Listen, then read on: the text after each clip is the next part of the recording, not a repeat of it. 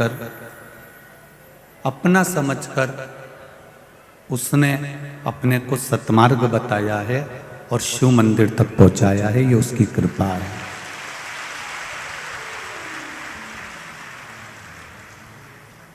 यदि उसकी करुणा ना होती, कृपा ना होती, दया ना होती, तो हम किसी एक स्थान तक पहुंच भी नहीं पाते।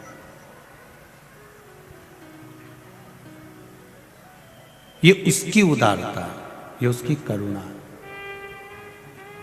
अब इतनी दया मेरे भोलेनाथ जी ने करी है, तो हम भगवान से एक प्रार्थना आप और हम हमेशा करते रहें कि हे प्रभु, जब किसी का जन्म होता है तो उसके आने की सूचना तू 9 महीने पहले दे देता है। माता के गर्भ में अगर कोई आने वाला है तो उसकी सूचना 9 महीने पहले मिल जाती है कि 9 महीने के बाद में छोरा छोरी आएगा, इसके यहाँ संतान आएगी।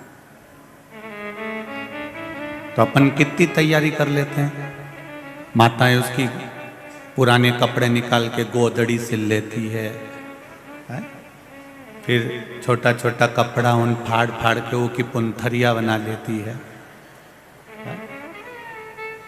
फिर थोड़ा बादाम काजू और मखाना और गोंद का लड्डू सब तैयार होता है। आधा 1 किलो घी भी रख लेती है संभाल के कि अब बहू को जापा होने वाला है। बोलो रही इंदौर वाली हो, सही है कि गलत?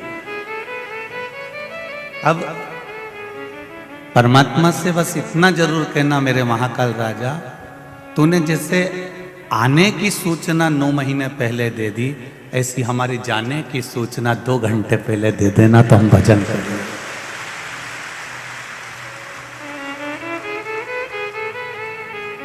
तू आने की सूचना 9 महीने पहले देता है, पर जाने की सूचना 1 क्षण भी नहीं देता।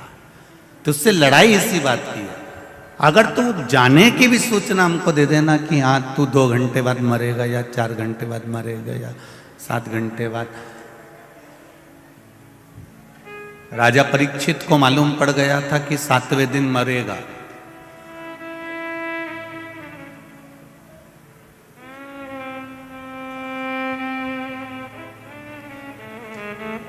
दिन पूरा निकल गया, 7वां, राजा परीक्षित नहीं मरा।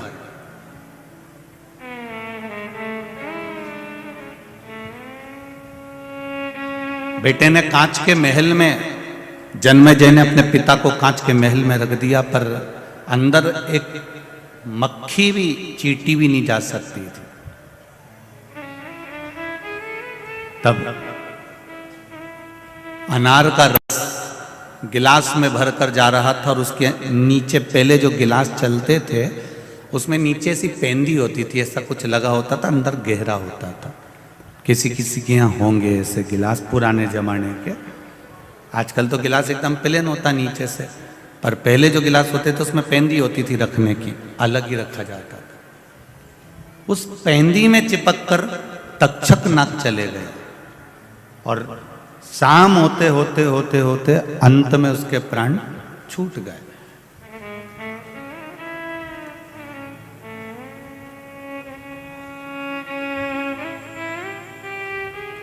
परीक्षित के मन में एक प्रश्न खड़ा हो गया। मरते समय, मृत्यु की सैया पर मरते समय परीक्षित ने तक्षक नाग से 3 प्रश्न करे थे। ये श्रीमद् भागवत कहती है। और यदि आप इसको पढ़ना चाहें तो श्रीमद् वल्लभाचार्य द्वारा रचित सुबोधनी श्रीमद् भागवत को इंदौर हवेली जी से आप खरीद लेना, और गोवर्धननाथ मंदिर की हवेली जी से उस किताब को सुबोधनी श्रीमद् भागवत को पढ़ना, उसमें मिल जाएगा। 3 प्रश्न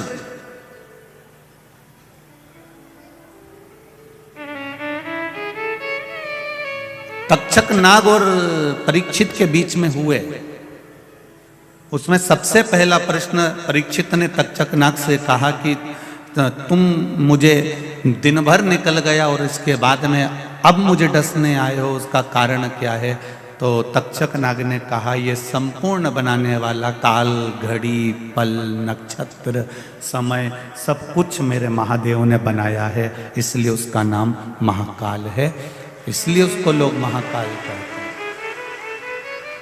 काल उसने बनाया, नक्षत्र उसने बनाया, पल उसने बनाया, घड़ी उसने बनाई, तिथि उसने बनाई, वार उसने बनाया, दिन उसने बनाया, सब कुछ उसका बनाया हुआ है। तुझे श्राप मिला था कि 7वें दिन तू मरेगा, अगर मैं 7वां दिन लगते से ही तेरे पास आ जाता और तुझे मार देता तो उसमें श्रेष्ठता नहीं होती। फिर तो तू मेरा इंतजार करता कि तक्षक नाग आएगा और मुझे डसेगा। जब आस खत्म हो गई, शाम हो गई, अब तेरा मरने का चांस खत्म हो गया, तेरी बुद्धि में ये आ गया कि अब मैं मरने वाला नहीं हूं, तब मौत का समय लिखा गया। आप देखना, एक बार मरने वाला व्यक्ति जो हॉस्पिटल में पड़ा होगा, मरने वाला व्यक्ति एक बार अच्छा हो जाता है, अच्छा होगा एक बार, उसके बाद मरेगा। अर्थात दिया बुझने से पहले उसकी रोशनी तेज हो जाती है, प्रकाश तेज हो जाता है, तब वो बुझता है।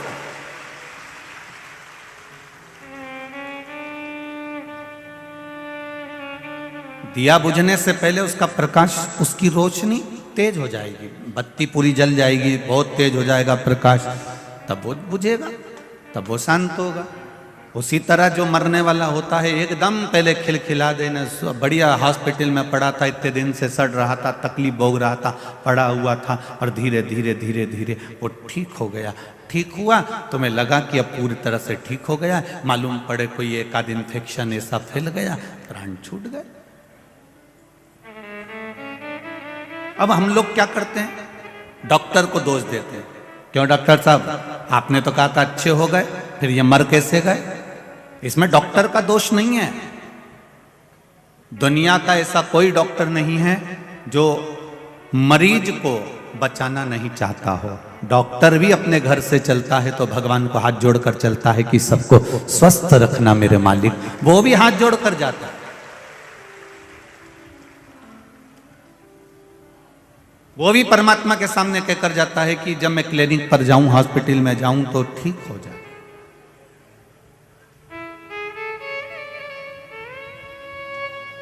जितने पुलिसकर्मी थाने में जाते हैं, कोतवाली में जाते हैं, ऑफिस में जाते हैं, ये भी भगवान के आगे हाथ जोड़कर जाते हैं, प्रभु ऐसी कृपा करना, हमारे क्षेत्र को आप सुरक्षित रखना, कोई उपद्रव मत करना, आनंद में रखना, कभी बुरा नहीं चाहिए।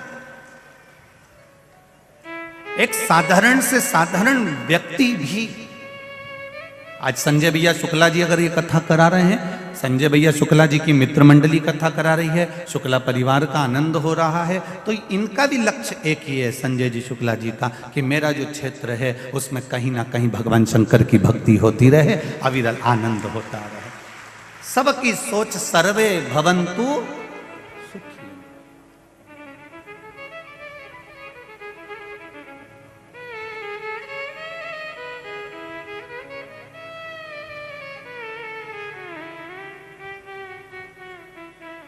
भगवान से प्रार्थना करते रहना कि तूने आने की सूचना 9 महीने पहले दी है, तो जाने की सूचना भी 9 मिनट पहले दे देना, 9 घंटे पहले दे देना, 9 मिनट पहले दे देना, 9 सेकंड पहले दे देना। अगर तू मेरी जाने की सूचना दे देगा तो इतना विश्वास है कि मैं भी भगवान की भक्ति में डूब जाऊंगी, राम नाम लेकर तेरे धाम चली जाऊंगी।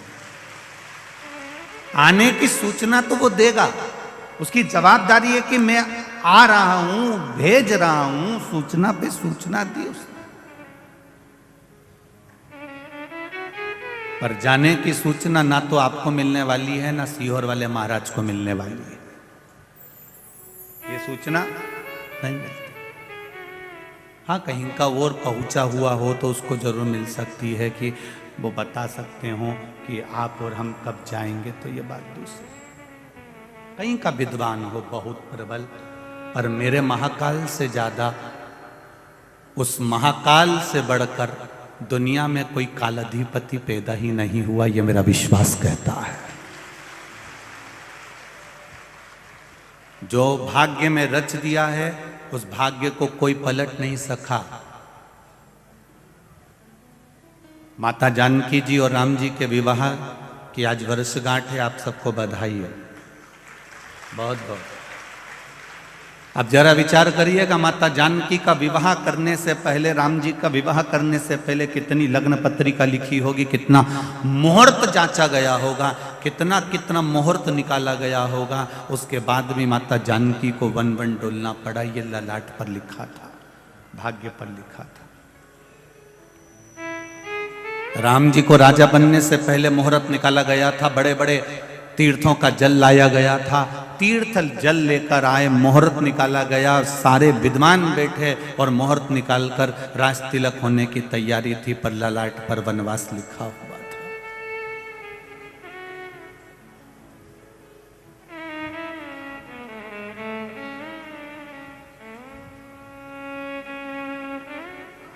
भगवान कृष्ण स्वयं नारायण पृथ्वी पर जन्म ले रहे हैं, पर उनको रहने के लिए कारागार, कोठरी मिली थी। जरा विचार करिए।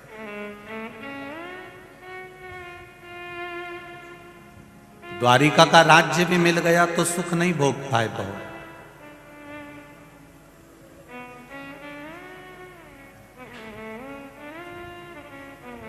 महाराज, ये मनुष्य जन्म, मरण और परण, जन्म भी मेरे परमात्मा के हाथ में है, मृत्यु मेरे परमात्मा के हाथ में है, और मंगल विवाह ये भी परमात्मा के हाथ में है। किसका कब होना है उसने लिख कर दे दिया, बस उसी घड़ी, उसी पल, उसी नक्षत्र में, उसी समय होगा, चाहे आप 7 ताले में बंद क्यों ना कर दिए।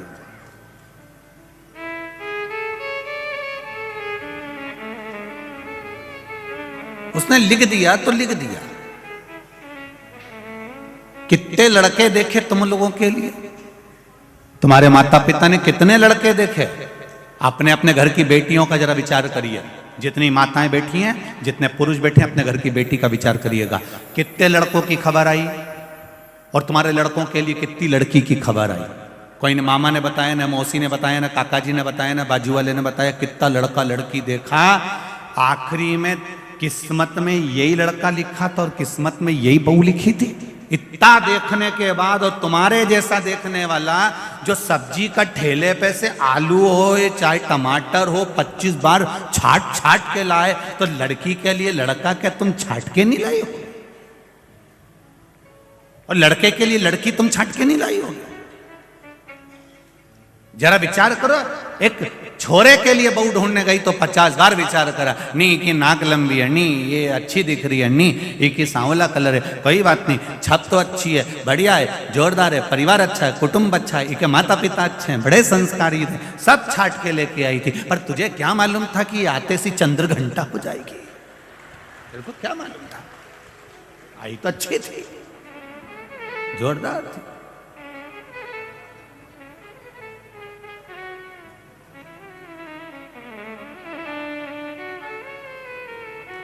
अब सास को लग रहा है बहू बुरी है, बहू को लग रहा है सास बुरी है। बुरा कोई नहीं होता जिंदगी में, याद रखना। सास कभी बुरी नहीं होती, अगर बुरी होती तो अपनी रकम तोड़वा के तेरे को सोने की रकम नहीं दे देती।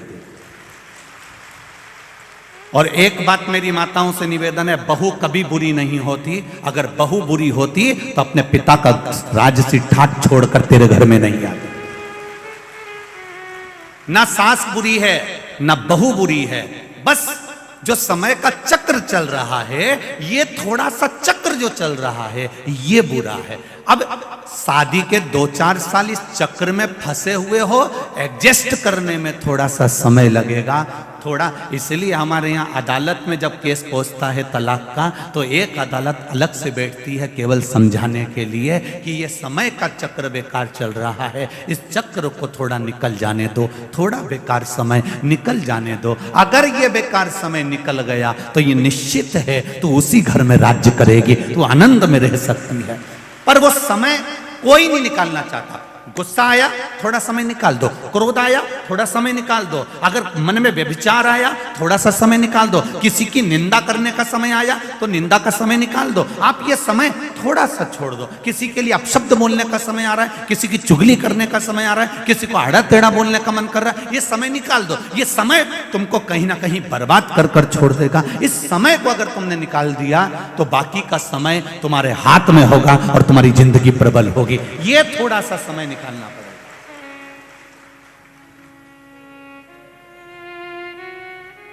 हम समय निकालना नहीं जानते।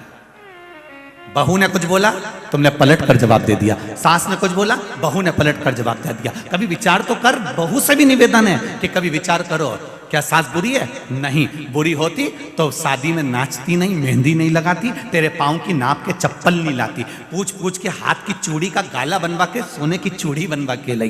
बेचारी खुद नहीं पहनी, ऐसी जोरदार जोरदार साड़ी तेरे को चढ़ाई, और डोकरी तो एक दो साड़ी में अपनी जिंदगी निकाल दी। जरा विचार कर कि सास बुरी नहीं है और ना बहू बुरी है, केवल एक समय जो हमारे सामने चल रहा है, इस समय को थोड़ा सा निकाल दीजिए।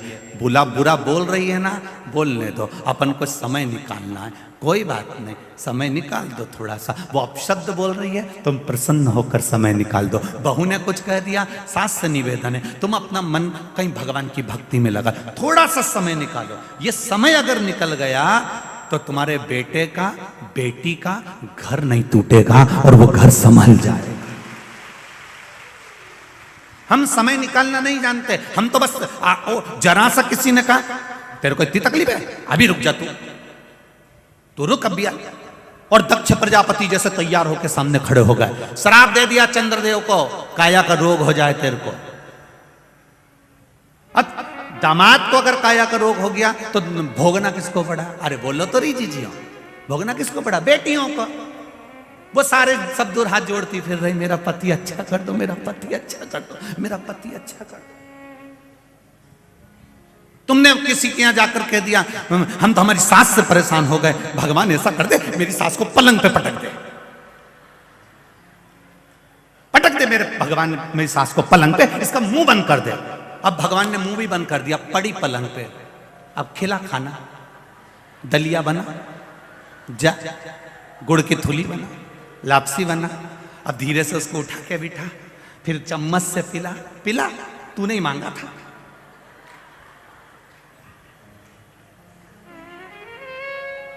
बल्कि भगवान से कहो, भगवान मेरी सास की इतनी लंबी उम्र करना, भगवान मेरी बहू को इतना खुश रखना, इतनी उम्र देना कि हमारी भी उम्र लग जाए। क्यों? अगर सास घर में रहेगी तो मैं कथा सुनने चली जाऊंगी, ताला लगाने की जरूरत नहीं पड़ेगी।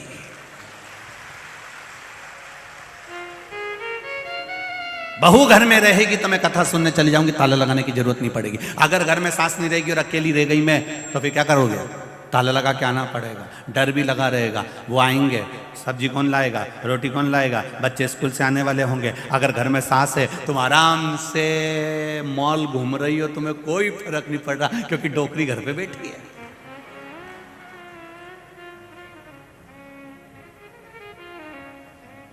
और डोकरी अगर मंदिर में बैठी है तो बहू घर पे बैठी है।